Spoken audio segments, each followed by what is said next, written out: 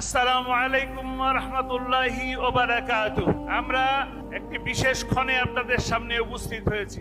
আজকের এই 14ই আগস্টের এরকম দিনে এরকম সময়ে আপনারা শাহবাগে ইজি হাসপাতালের সামনে আর্তনাদ করতেছিলেন একটাবার আল্লামা সাঈদীকে দেখার জন্য।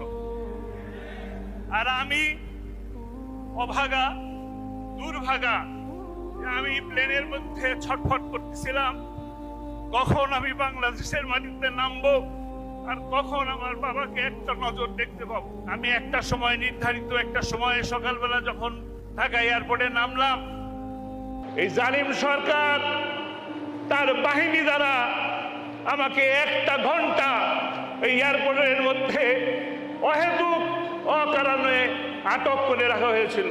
আমি তখন অত্যন্ত ধৈর্য সহকারে চুপচাপ বসে তাদের এই কীর্তি